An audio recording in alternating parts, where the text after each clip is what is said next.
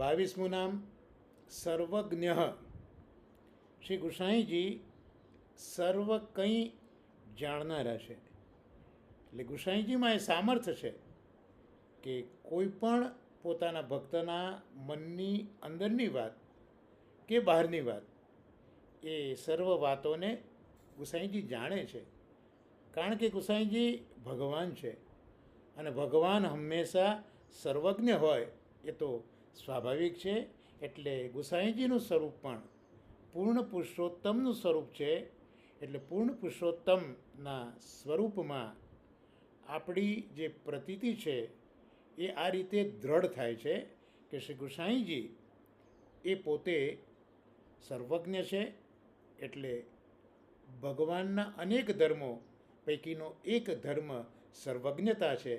શ્રી ગુસાઈજીમાં એ ધર્મ બિરાજે છે.